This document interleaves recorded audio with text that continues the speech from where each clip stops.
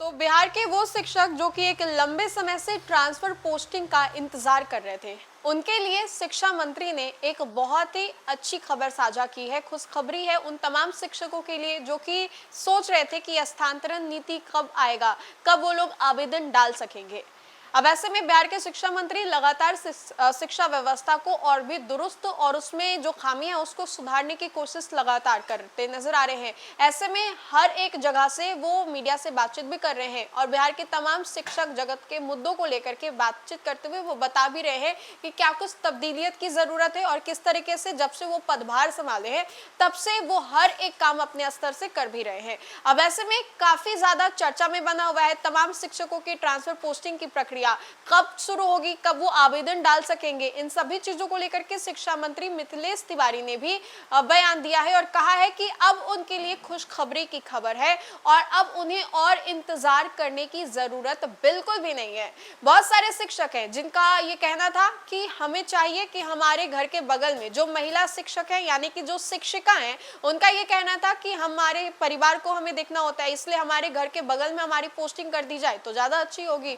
अब ऐसे में बहुत सारे जो बातें इस पूरे चीजों में भी सामने आती रहती है, लेकिन ट्रांसफर पोस्टिंग को लेकर के मिथिलेश तिवारी ने क्या कुछ कहा है जरा विस्तार से बताने की कोशिश करते हैं और ये भी समझाने की कोशिश करते हैं कि खुशखबरी वाली ये खबर आखिर क्यों हम उन तमाम शिक्षकों के लिए कह रहे हैं। तो बिहार के लाखों सरकारी शिक्षकों के लिए एक बड़ी खुशखबरी सामने आई है। लंबे इंतजार के बाद अब मनचाहे स्कूल में तबादले का रास्ता खुलने जा रहा है। शिक्षा मंत्री मिथिलेश तिवारी ने ऐलान किया है कि जल्द ही शिक्षकों के स्थानांतरण के लिए ऑनलाइन पोर्टल खोल दिया जाएगा।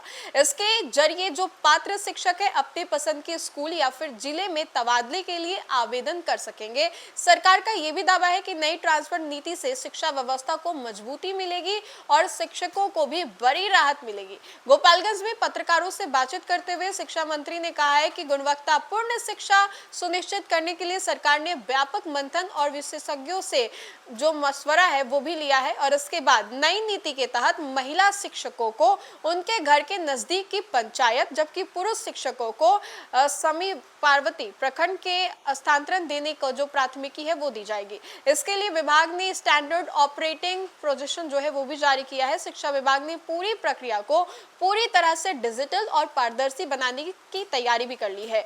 विभागीय योजना के मुताबिक आपको बताएं तो 10 जुलाई तक ट्रांसफर सॉफ्टवेयर को अंतिम रूप दे दिया जाएगा। इसी सॉफ्टवेयर में राज्य के सभी सरकारी विद्यालयों की रिक्तियां दर्ज होंगी।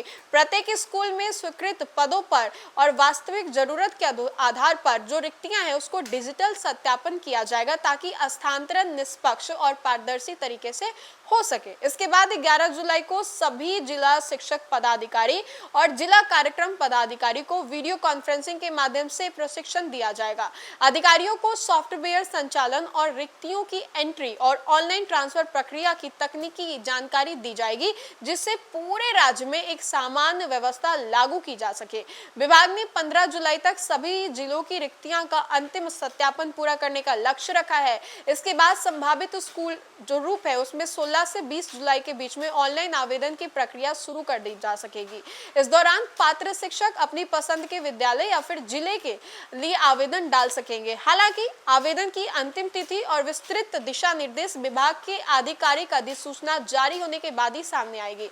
शिक्षा मंत्री ने यह भी कहा है कि बिहार की शिक्षा व्यवस्था को देश में सर्वश्रेष्ठ बनाने के लिए उत्तर प्रदेश, राजस्थान, दिल्ली और हिमाचल प्रदेश के शिक्षा मॉडल का अध्ययन किया गया है। साथ ही देश के प्रमुख शिक्षाविदों में भी सुझाव लाने की बात कही गई है। तो ये खबर उन तमाम शिक्षकों के लिए बेहद ही अच्छी है जो कि एक लंबे समय से स्थानांतरण का इंतजार कर रहे थे और ये सोच रहे थे कि आखिर स्थानांतरण कब होगा, कब वो आवेदन डाल सकेंगे। तो फिलहाल के लिए खबर में इतना ही। खबरों का सिलसिला लगातार जारी रहेगा। तब तक के लिए देखते रहे न्यूज़ नेशन। बहुत बहुत शुक्रिया।